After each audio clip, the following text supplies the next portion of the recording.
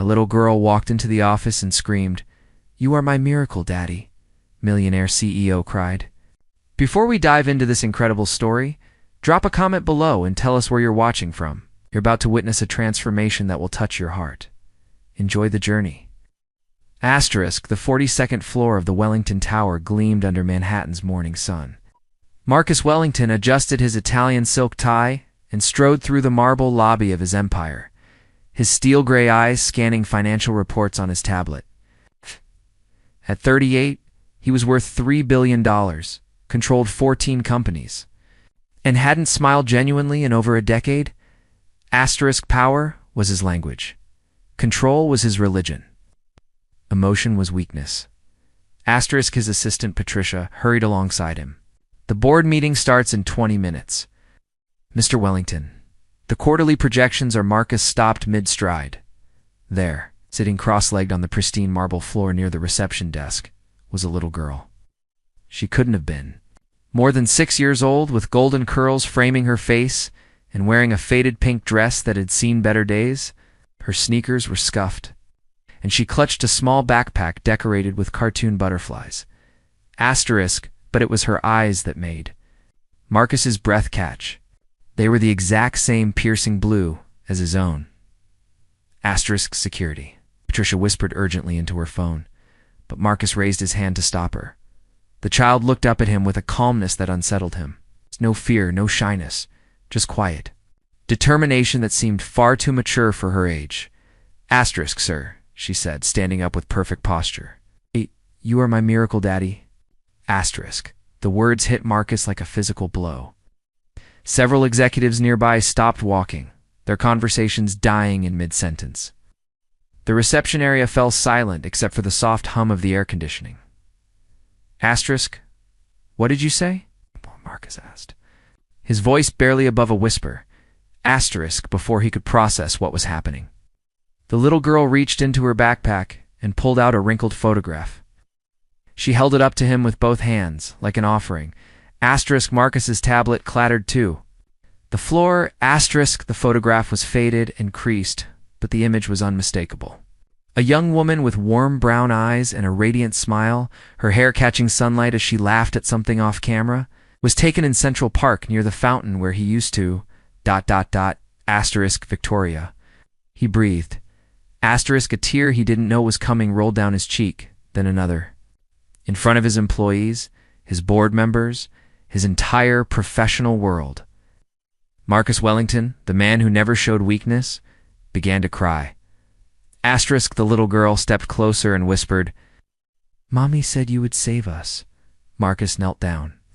To the little girl's eye level, his hands trembling as he held the photograph. Around them, the lobby buzzed with whispers and shocked stares, but he no longer cared about appearances. Asterisk, what's your name, sweetheart? He asked softly. Asterisk, Emma, she replied, her voice clear and confident. Emma Victoria Chen? Mommy gave me her middle name because she said it was the most beautiful name in the world.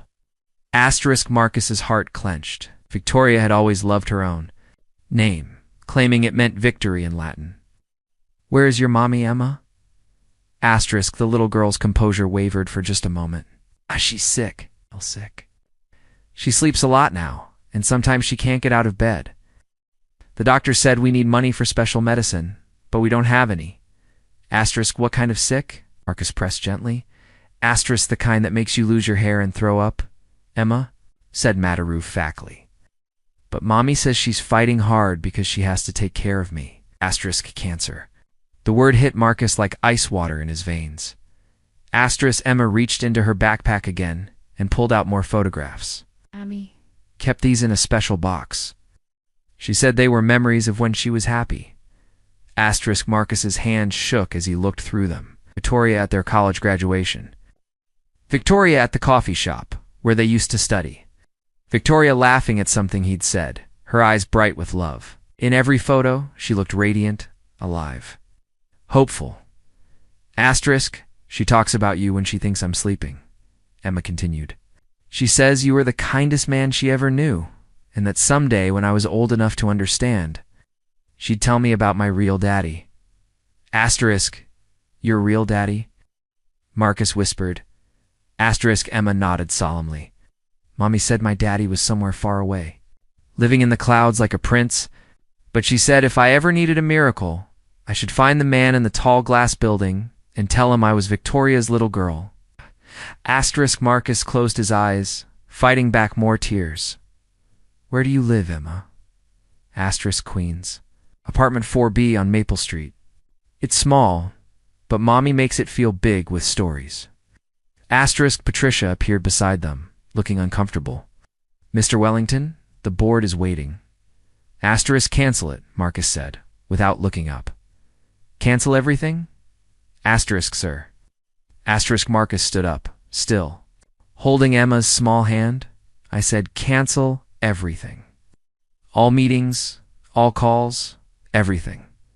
He looked down at Emma. We're going to see your mommy right now. Asterisk Emma's face lit up with the first real smile he'd seen from her. Really? You'll come? Help Mommy.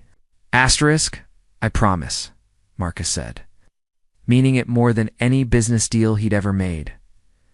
Asterisk, as they walked toward the elevator, Emma squeezed his hand. I knew you were my miracle, Daddy. Mommy was right about you. Asterisk. The elevator doors closed, taking them away from Marcus's old life forever.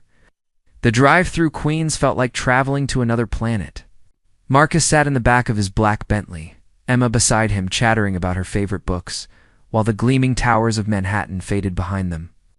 The neighborhoods changed from glass and steel to brick and fire escapes, from designer boutiques to corner bodegas with hand-painted signs. Asterisk, that's where I buy penny candy. Emma pointed to a small shop. And that's where Mrs. Garcia teaches me Spanish words. She says I'm very smart. Asterisk Marcus watched the world through Emma's eyes, vibrant and full of small wonders he'd forgotten existed.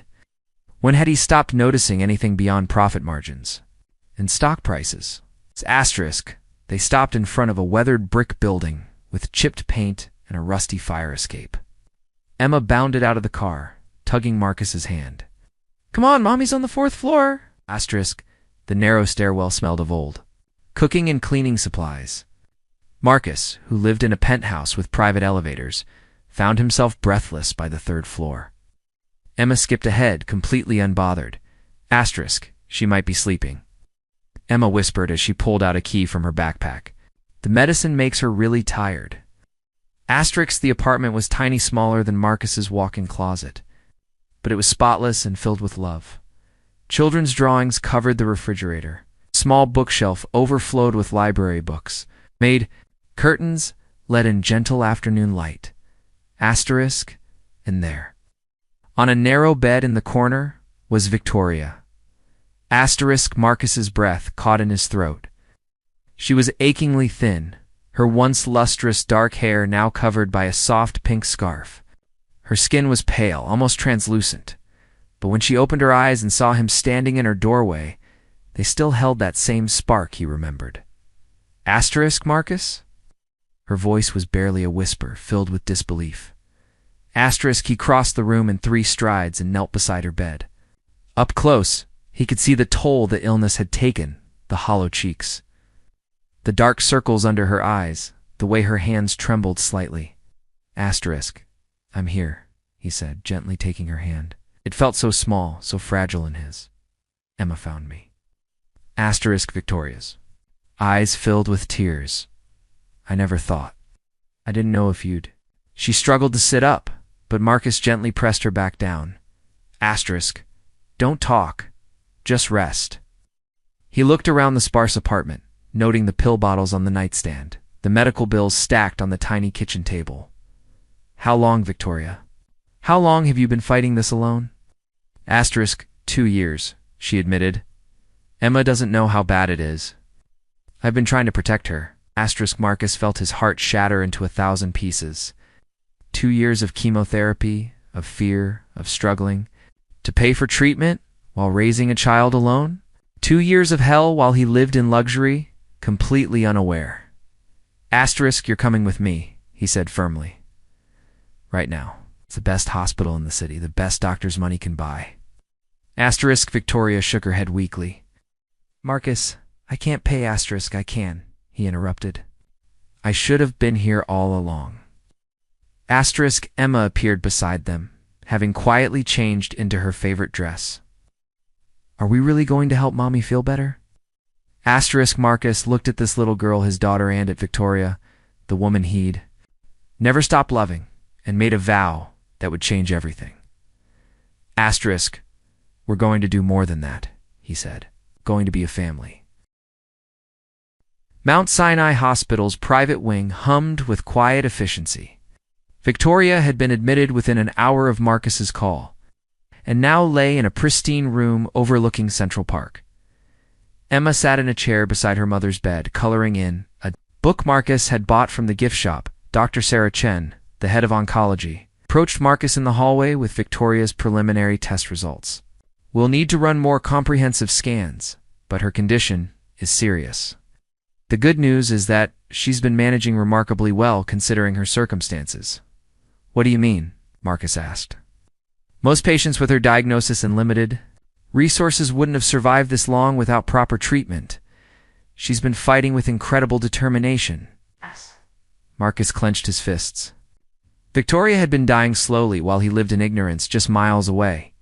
He returned to the room to find Emma showing her mother the drawing she'd made. It's us at the park, Mommy. See? You're healthy and smiling, and Daddy is pushing me on. The swing, Daddy. Victoria looked at Marcus with questioning eyes. Emma nodded matter-of-factly. He's my miracle daddy. I always knew he would come. She looked up at Marcus with those piercing blue eyes. Mommy, remember when I was little and the mean lady came to our old apartment? Victoria's face went white. Emma, sweetheart, she was really scary, Emma continued innocently. She had white hair and fancy clothes, and she yelled at Mommy. She said bad words and threw money at us. But Mommy threw it back and told her to leave. Marcus felt ice forming in his stomach. What mean Lady Emma? It's the one who said she was my grandma? But she was lying because grandmas are supposed to be nice. She said Mommy was a bad word and that I would never ever be allowed to meet my daddy because I wasn't good enough for his family. The room fell silent except for the steady beep of monitoring equipment. What did this woman look like? Marcus asked, though he already knew. Old and mean, with jewelry that sparkled and a voice like broken glass. She drove a big black car with a driver. Emma tilted her head. Why are you making that face, Daddy? You look like when Mommy gets really mad. Marcus turned to Victoria, his voice deadly quiet. Eleanor was here. Victoria closed her eyes, tears streaming down her cheeks. She found us when Emma was 2. Said she'd been watching, making sure we never contacted you. She offered me money to disappear completely, to move far away, and never tell Emma who her father was. And when you refused, she said she'd destroy any chance I had of reaching you. She controlled everything in your life, your phone, your mail, your staff. She said if I ever tried to find you, she'd make sure I lost Emma. Marcus felt a rage so pure and cold it frightened him. His own mother had known about Emma for 4 years, had watched his daughter grow up in poverty while keeping him in the dark. Daddy! Emma's small voice cut through his fury. Are you crying? Marcus wiped his eyes and knelt beside her chair. Emma, I need to ask you something very important. Are you my little girl? She giggled. Of course, silly. Mommy always said. I had your eyes and your stubborn chin. She reached up and touched his face gently. Plus, I just know. Hearts don't lie. Dr. Chen cleared her throat softly from the doorway. Mr. Wellington? The DNA results are back. Marcus didn't need to hear them. He already knew the truth that his mother had stolen from him.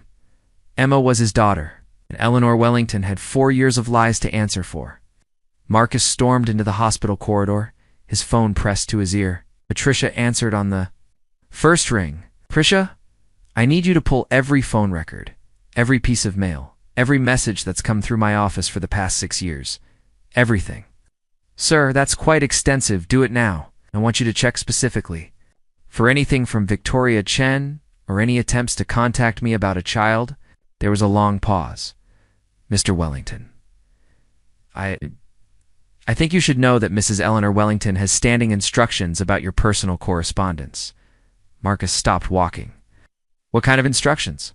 She reviews anything that appears personal before it reaches you. She said it was to protect you from unsuitable people trying to take advantage of your wealth. The phone creaked in Marcus's grip. Patricia, are you telling me my mother has been screening my mail for 6 years? Yes, sir. Also has your personal phone number forwarded to her. Assistant first. Mrs. Wellington said family matters required ... oversight. Marcus closed his eyes, his entire body shaking with fury. How many messages were there, Patricia? How many times did Victoria try to reach me? I don't know, sir. Mrs. Wellington handled those personally. Find out. Find every single message. Every letter, every call. I want documentation of everything my mother intercepted. And Patricia? Yes, sir. You work for me, not her? That changes today. Marcus ended the call and returned to Victoria's room. Dr. Chen was explaining treatment options. But Marcus barely heard the medical jargon. All that mattered was the bottom line. What will it cost? He interrupted. All of it. The best treatment available, Mr. Wellington. We're looking at extensive chemotherapy, possible surgery, months of specialized care. I don't care about the cost. I care about results. What does Victoria need to beat this? Dr. Chen glanced at Victoria, who was staring at Marcus in amazement. With proper treatment and the experimental therapy we discussed, her prognosis improved significantly. But we're talking about several $100,000. Done. Marcus pulled out his phone. I'm transferring funds now. Start everything. Immediately. Marcus, Victoria whispered. You don't have to. Yes, I do. He sat on the edge of her bed, taking her hand carefully. I should have been here from the beginning. I should have been the one taking you to doctors, holding your hand during treatments, reading Emma bedtime stories when you were too sick. Emma looked up from her coloring book. Will the doctors make Mommy all better now? They're going to try their very best, Marcus said, smoothing her golden curls. And while they do that, we're going to make sure you and Mommy have everything you need. Like what? Marcus smiled, the first genuine smile he'd felt in years. It's like a safe place to live near the hospital. It's like the best doctors in the world. Like a daddy who's never going away again. Victoria's tears flowed freely now, but they were tears of relief rather than despair. There's something else, Marcus said softly. I'm going to make sure my mother pays for what she's done. She stole 4 years from us, Emma. 4 years I can never get back. Are you going to be mean to her? Emma asked with concern. Marcus looked at his daughter's innocent face and felt his heart soften even as his resolve hardened. No, sweetheart. I'm going to tell her the truth. Sometimes the truth is the hardest thing of all. Within 48 hours, Marcus had transformed his entire world. He purchased a luxury apartment 3 blocks from Mount Sinai Hospital, fully furnished and stocked with everything Emma could need. The living room had a reading corner with soft cushions and a library of children's books. Emma's bedroom was painted soft lavender with glow-in-third stars on the ceiling. It's like a palace, Emma squealed, spinning in circles in her new room. Mommy, look, I have my own bathroom with a step stool. Victoria sat carefully on the plush sofa, still weak from her first round of intensive treatment, but with more color in her. Cheeks than Marcus had seen since finding her. Marcus, this is too much. It's not enough, he said firmly, kneeling beside her. Nothing will ever be enough to make up for the years I wasn't here. Marcus had also hired Mrs. Rosa Martinez, a gentlewoman in her 50s who specialized in caring for families dealing with medical challenges. She spoke fluent Spanish, which delighted Emma, and had a warm laugh that filled the apartment with comfort. Mr. Marcus, Rosa said, approaching with a concerned expression. Little Emma? She hasn't eaten lunch. She says her tummy feels funny. Marcus looked at Emma, who was sitting quietly on the floor, no longer spinning or exploring. Emma asked in a small voice. Or am I dreaming like when Mommy was really sick and I pretended we lived in a castle? Marcus's heart broke. This little girl had learned not to trust good things because they might disappear. He sat on the floor beside her. Emma, look at me. This is real. I am real. And I promise you, no matter what happens, you and Mommy will always have a safe place to live. But what if you change your mind? What if you decide you don't want a little girl anymore? Victoria tried to stand, but Marcus gently motioned for her to stay seated. This was his conversation to have. Emma, do you know what a promise is? She nodded solemnly. When daddies make promises to their little girls, they're the most important promises in the world. More important than business deals or money or anything else. He held out his pinky finger. Will you make a pinky promise with me? Emma extended her tiny finger and wrapped it around his. I promise, Marcus said clearly, that I will be your daddy every single day for the rest of my life. Promise that. You and Mommy will always have everything you need. I promise that no one, not even mean grandmas, will ever hurt our family again. Really? Emma whispered. Really? And Emma, I need you to promise me something too. What? Promise me that if you ever feel scared or worried, you'll tell me. Daddies are supposed to fix things, but we can't fix what we don't know about. Emma nodded seriously and sealed their pinky promise with a kiss, the way her mother had taught her. That evening, Marcus sat in his empty penthouse across town, staring at financial reports he couldn't concentrate on. For the first time in his adult life, numbers seemed meaningless. His phone buzzed with a text from Emma, sent from Victoria's phone. Good night, Daddy. Thank you for making the scary go away. Marcus smiled, turned off his laptop, and drove back to the apartment. He was learning that home wasn't a place, it was wherever his family was. Marcus had mastered hostile takeovers and billion-dollar negotiations, but braiding a 6-year-old's hair proved to be his greatest challenge yet. Ow, Daddy, you're pulling too tight. Emma giggled, sitting cross-legged on her bed while Marcus fumbled with the tiny elastic bands.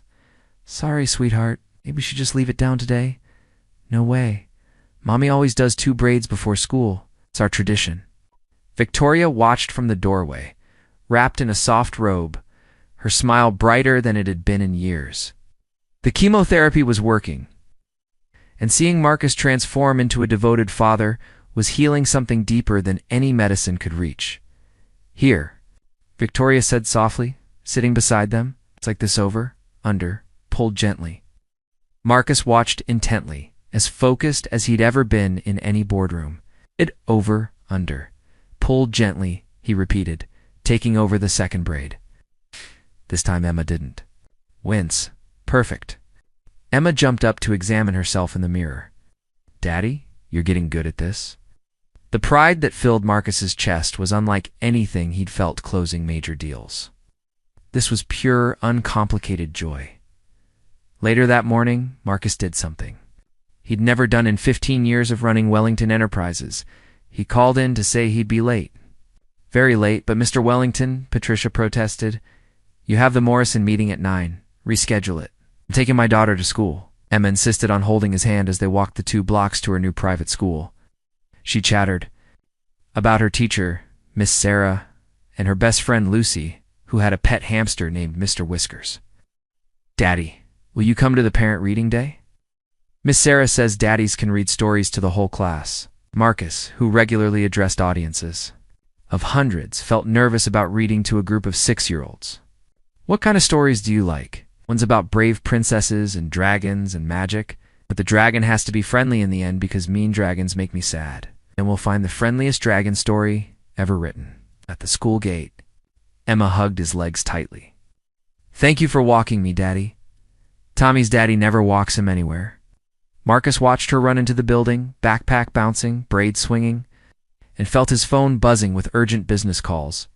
For the first time in his career, he turned it off. That evening, he sat with Victoria on the apartment's small balcony while Emma did her homework at the kitchen table. Victoria said quietly,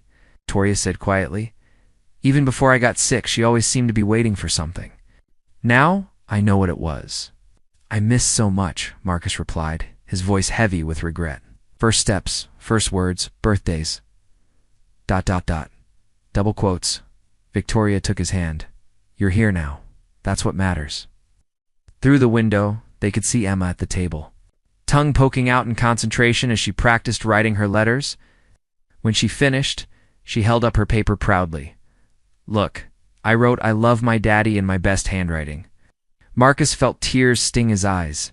In 6 years of board meetings, he'd never received anything as valuable as that piece of paper with crooked letters spelling out unconditional love. The St. Catherine's Academy Autumn Parent-Teacher Conference was held in the school's elegant library filled with well-dressed Manhattan parents who all seemed to know each other intimately. Marcus adjusted his tie nervously. He'd deliberately chosen a simpler suit, but still felt overdressed compared to the other fathers in their casual sweaters and khakis. Mr. Wellington, Miss Sarah, Emma's teacher, approached with a warm smile. "I'm so glad you could make it. Emma talks about you constantly." "She does." Marcus felt a flutter of pride mixed with anxiety. "Oh, yes. My daddy this, my daddy that. She's like a completely different child since you came into her life. It's much more confident and outgoing." They sat in tiny plastic chairs clearly designed for children, Marcus's knees nearly touching his chin. Round. Other parents chatted easily about soccer practice and playdate schedules, a foreign language to Marcus. "Emma's academic progress has been remarkable," Miss Sarah continued, opening a folder. "Her reading has advanced to grade levels in just 6 weeks. But more importantly, she started participating in class discussions. Before, she was very quiet, almost withdrawn." "What changed?" Marcus asked, though he suspected he knew. "Security. She told the class during show and tell that her daddy was the strongest man in the world because he came down from the clouds to save her and her mommy. The other children were fascinated."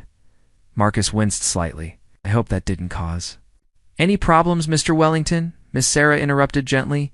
"Emma glows when she talks about you. Whatever your story is, it's given that little girl something she desperately needed."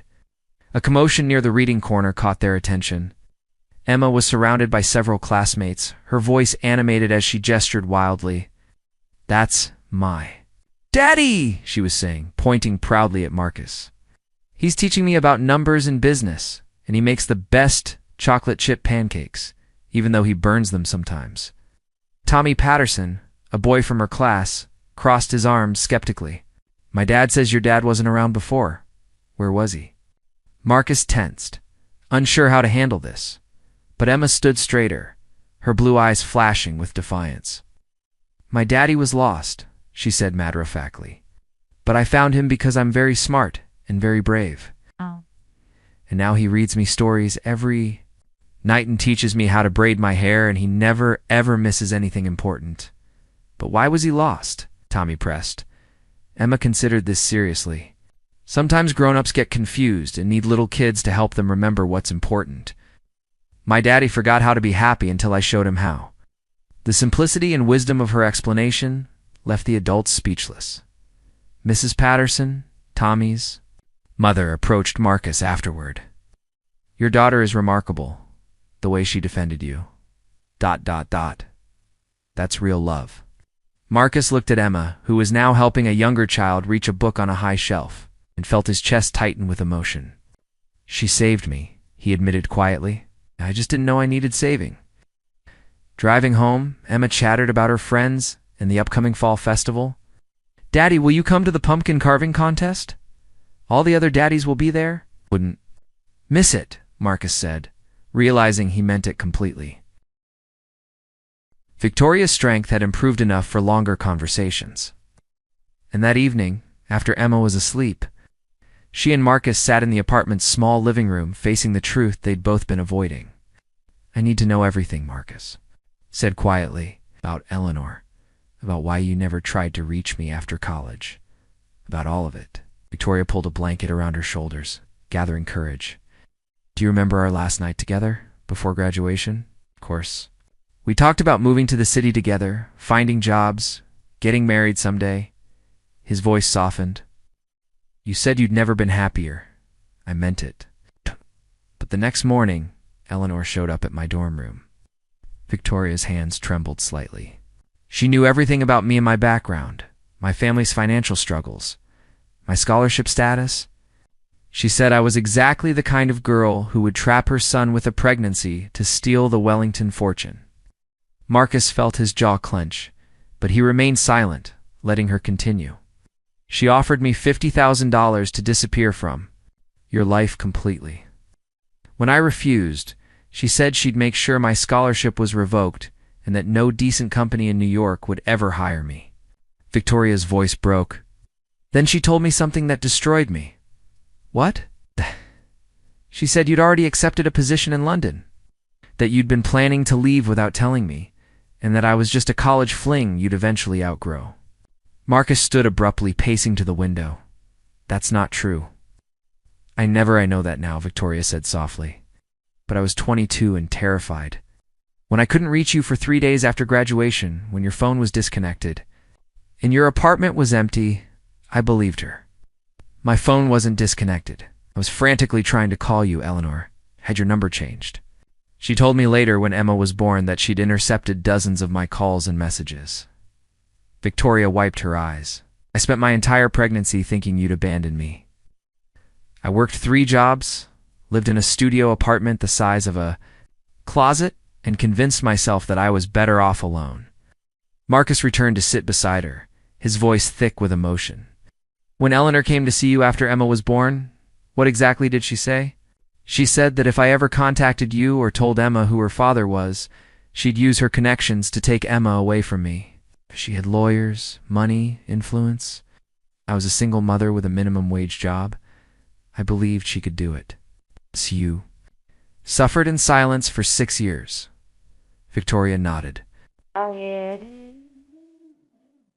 Until the cancer diagnosis, when I realized I might not survive, I couldn't bear the thought of Emma never knowing her father.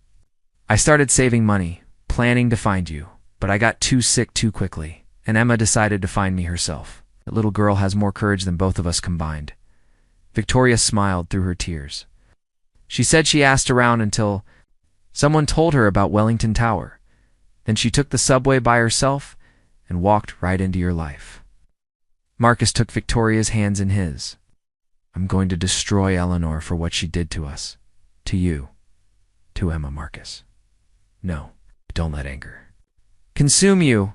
This isn't just anger, Victoria. This is justice. She stole 6 years of our daughter's life from me. She'll let you suffer alone with cancer while I could have been helping. His eyes hardened with resolve. She's going to face the consequences.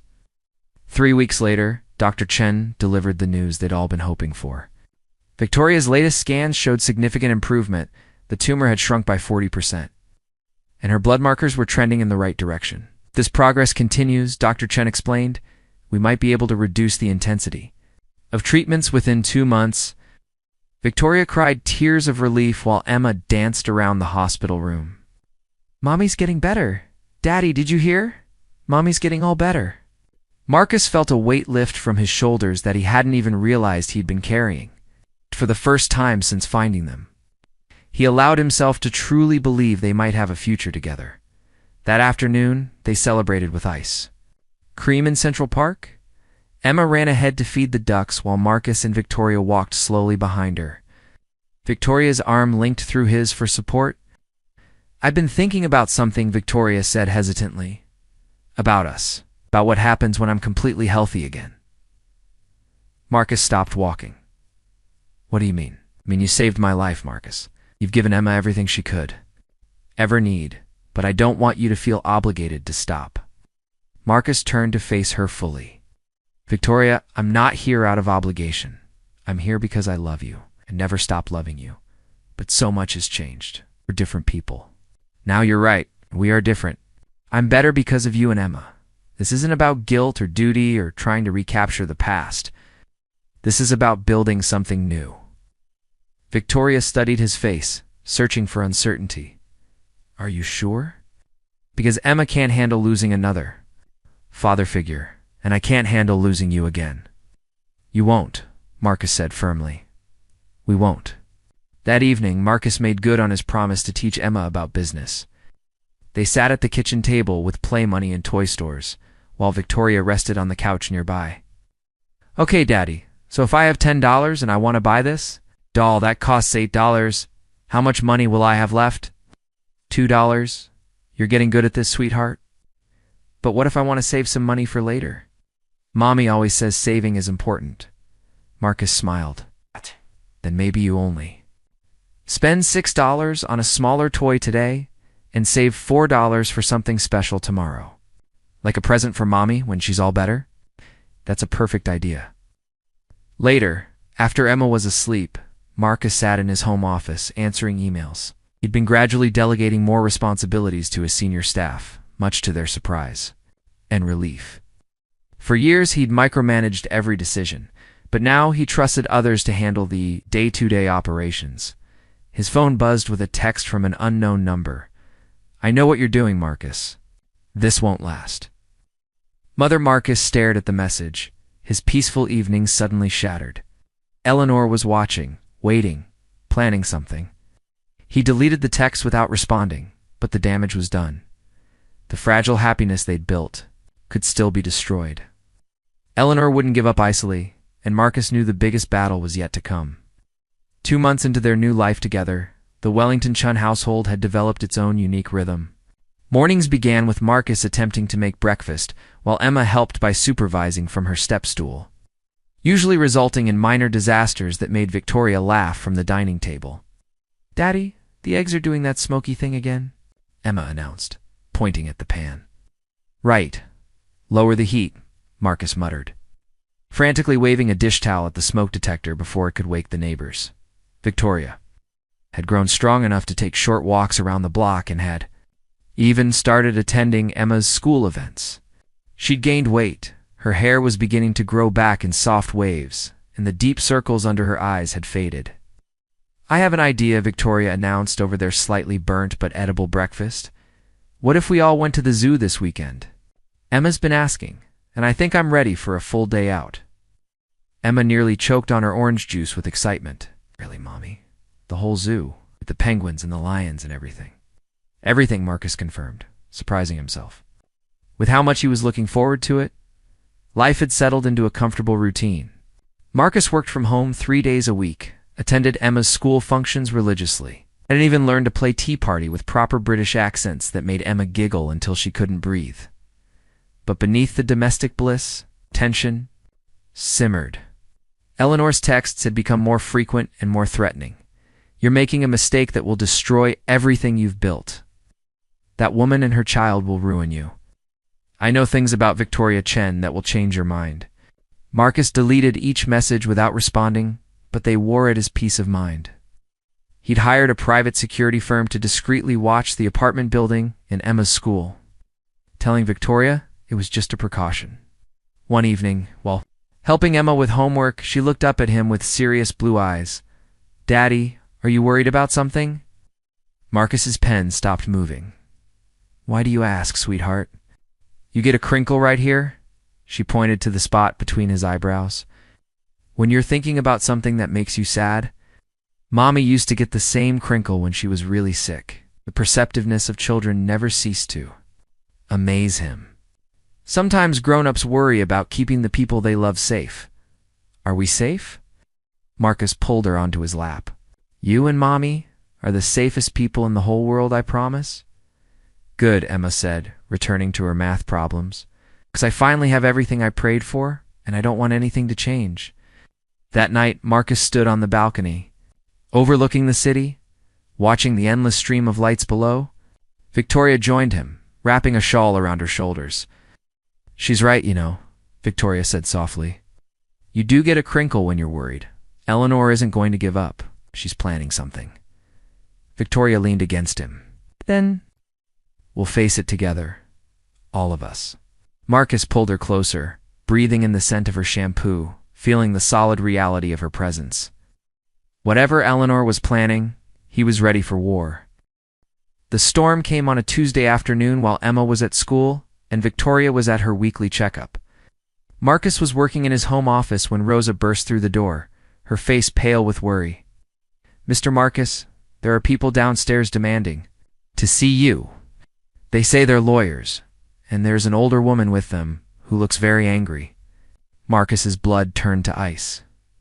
"Eleanor, call building security and tell them not to let anyone up. Then call my lawyer. David Cheney's number is in my phone." "But sir, they're already in the elevator." "The woman?" She told the doorman she was. "Your mother," and the apartment door opened without a knock. Eleanor Wellington strode in wearing her signature black Chanel suit and cold expression, followed by 2 men in expensive suits carrying briefcases. "Hello, Marcus," Eleanor said, her voice dripping with false sweetness. You've been avoiding my calls? Get out, Marcus said quietly, standing slowly from his desk.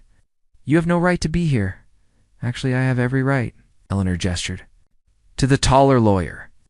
This is James Harrison, family court attorney. We're here about my granddaughter. Emma isn't your granddaughter. You made that clear 6 years ago. Eleanor's composure cracked slightly. That was a mistake. I've reconsidered. As the child's only living grandparent, I'm entitled to visitation. Rights over my dead body. The lawyer stepped forward. Mr. Wellington, your mother has filed a petition with family court requesting supervised visitation with Emma Chin Wellington. Given the child's recent change in living circumstances and the nature of your relationship with Ms. Chen, the court has granted a preliminary hearing. Marcus felt the room spinning. What are you talking about? We're questioning whether this environment is stable for a child, Eleanor said smoothly. A sick woman, an absent father suddenly playing house. Questionable living arrangements, Eleanor. I'm warning you. You'll what? Fight me in court? I have resources you've forgotten. About Marcus. Private investigators who've documented Ms. Chen's history, her medical condition, the fact that she kept your child from you for 6 years. Eleanor's eyes gleamed with malice. Did you know she was arrested for shoplifting when Emma was 3? Desperate people do desperate things. Marcus's hands clenched into fists. You're lying. Baby formula and diapers. The charges were dropped, but the record exists. What kind of mother exposes her child to such trauma? What kind of woman keeps a father from his daughter out of spite? You're the one who kept us apart. Prove it. Eleanor smiled coldly. Your word against mine, and I have lawyers while she has nothing? The front door opened, and Victoria walked in, stopping short when she saw the crowd in their living room. Her face went white as she recognized Eleanor. You, Victoria whispered. Hello, dear, Eleanor said sweetly. You're looking ... better. Remarkable what money can buy, isn't it? Marcus stepped protectively in front of Victoria. Rosa, call the police. These people are trespassing. Actually, the second lawyer interjected, we have a court order for a welfare check on the minor child. We need to inspect the premises and interview the child when she returns from school. It's like hell you do, Marcus snarled. Eleanor's mask finally dropped completely. You threw away your birthright for a dying woman and her bastard child. I won't let you destroy the Wellington name. The words hit Victoria like physical blows, but Marcus felt something shift inside him, not rage, but clarity. Cold, calculating clarity. You're right about one thing, Eleanor, he said quietly. I did throw away my birthright, and it was the best decision I ever made. 3 days later, Marcus made a decision that would change everything. The annual Wellington family Thanksgiving dinner was scheduled for Sunday evening at Eleanor's. Fifth Avenue Mansion, a tradition that had continued for 30 years. I'm not running anymore, Marcus told Victoria as they sat in their living room. I'm done letting her control our lives through fear. Marcus, what are you thinking? I'm thinking it's time the entire Wellington family knew the truth about Eleanor and about us. Victoria's face paled. You want to take us to her house? Want to introduce my daughter to her family, the ones who actually deserve to meet her? That Sunday evening, Marcus's black sedan pulled up to the imposing Wellington mansion. Emma pressed her face to the window, eyes wide at the enormous house with its towering columns and manicured gardens. Is this where you grew up, Daddy? It is. But it never felt like home the way our apartment does. Victoria squeezed his hand, nervously. She wore a simple but elegant navy dress that Marcus had bought for her. Yes. And Emma was in her favorite pink dress with the butterfly sleeves. The butler, James, opened the door with surprise. Master Marcus, Mrs. Wellington didn't mention you were bringing guests. It's because she doesn't know, Marcus said. Walking past him with Victoria and Emma in tow, the massive dining room buzzed with conversation from Marcus's aunts, uncles, and cousins' 23 family members who had gathered for Eleanor's traditional feast. The talking stopped abruptly when Marcus entered with Victoria and Emma. Eleanor, seated at the head of the long mahogany table, went rigid with fury. What is the meaning of this? She hissed. Marcus pulled out chairs for Victoria and Emma directly. Across from Eleanor, I'd like everyone to meet my family. This is Victoria, the woman I love, and this is Emma, my daughter." Shocked murmurs rippled through the room. Cousin Sarah dropped her wine glass. Uncle Robert choked on his dinner roll. Marcus Eleanor's voice was deadly quiet. "Remove them immediately." "No." Marcus remained standing, his voice carrying clearly through the silence. "For 6 years, this woman sitting at the head of our table has lied to me. She intercepted phone calls, destroyed letters, and threatened the mother of my child to keep us apart. That's enough," Eleanor snapped. When Victoria tried to tell me I was a father, Eleanor made sure I never got the message. When Emma was born, Eleanor visited their apartment and threatened to take Emma away if Victoria ever contacted me again. The family stared in stunned silence as Marcus continued. "While Victoria worked 3 jobs to support our daughter, while she went through chemotherapy alone, while Emma grew up without a father. Eleanor let me believe I was living a successful life. But I was dying inside, and she knew it." Eleanor stood abruptly. "How dare you bring that woman's lies into this house, Grandmother Eleanor?" Emma's small voice cut through the tension. "Why are you so angry?" "Daddy says family is supposed to love each other." The innocence in Emma's question hit the room like a thunderbolt. Eleanor stared at the little girl, her own granddaughter, and, for a moment, her mask slipped. Something flickered across her face that might have been regret, but it lasted only a second. "She is not my granddaughter," Eleanor said coldly. "You are no longer my son." Marcus smiled, but it wasn't pleasant. "You're right, I'm not your son anymore. I'm Emma's father, Victoria's partner, and I'm done with this family's poison." He turned to address the entire table. "Anyone who wants to know their real niece, their real cousin, their real granddaughter, you're welcome in our home. Anyone who chooses Eleanor's hatred over love, you're making your choice." 3 people stood up. Marcus's cousin David, his aunt Margaret, and surprisingly his Uncle Charles, Eleanor's own brother.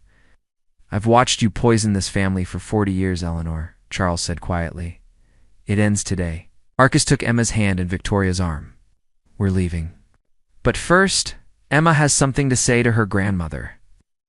Emma looked up at Eleanor with those piercing blue Wellington eyes.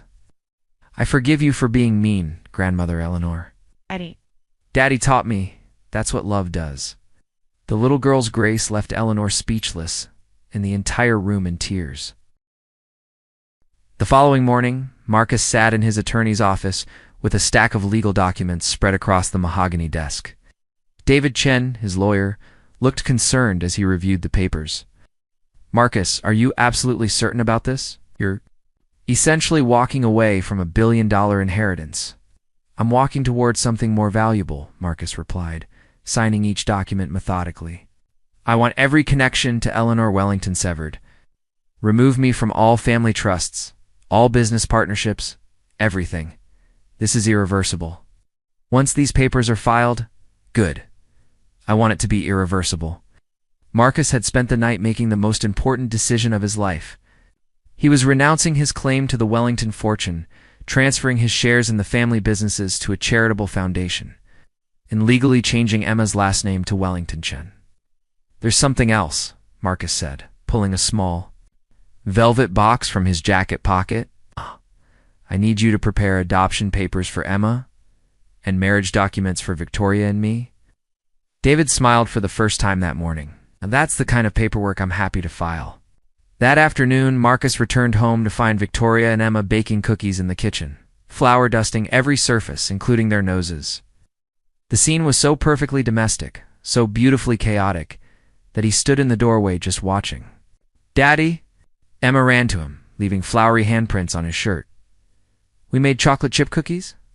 Want to try one? They're a little burned, but still yummy." "They're perfect," Marcus said, taking a bite of the slightly crispy cookie. "Just like everything else in this kitchen?"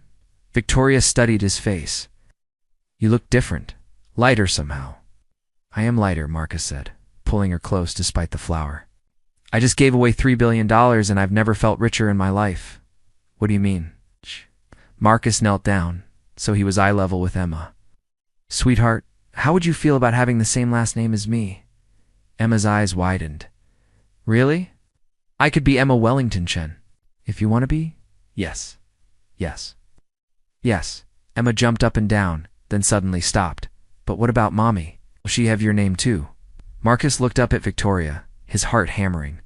That depends on whether Mommy wants to marry Daddy. Victoria's hands flew to her mouth as Marcus pulled out the ring box. Victoria Chen, you and Emma saved my life in ways I'm still discovering.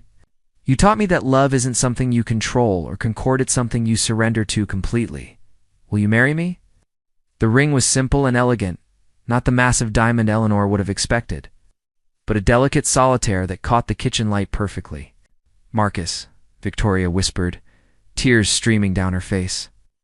Are you sure? After everything with your family? They're not my family, Marcus said firmly. You are. Emma is. This is my family. Say yes, Mommy. Emma bounced excitedly. Yes, so we can all have the same name and be a real family forever. Victoria looked at Marcus, then at Emma, then back at Marcus. Yes, she whispered, then louder, yes, absolutely yes. Marcus slipped the ring onto her finger as Emma cheered and danced around the kitchen. When he kissed Victoria, it tasted like tears and cookie dough and the promise of forever. We're getting married, Emma announced to the empty apartment. Getting married, and we're going to live happily ever after. For the first time in his life, Marcus believed in happily ever after too. 6 months later, Central Park bloomed with spring flowers as Marcus Wellington stood beneath a simple white arch, watching the most important people in his life walk down the petal-strewn aisle. Emma came first, practically glowing in her pale yellow dress, carefully scattering rose petals while grinning at everyone in attendance. The guest list was small but meaningful. David Chen, Aunt Margaret, Uncle Charles, Rosa Martinez, Sarah from Emma's school, and Dr. Chen, who had become like family during Victoria's treatment. Then came Victoria, radiant in a flowing cream dress that complemented her fully restored hair and healthy complexion. She carried a bouquet of wildflowers Emma had helped choose, and her eyes never left Marcus's face as she approached. Dearly beloved, the minister began, but Marcus barely heard the traditional words. He was focused on Victoria's smile on Emma, beaming at them from her spot as maid of honor, on the feeling that his entire life had led to this moment. When it came time for vows, Marcus spoke from his heart.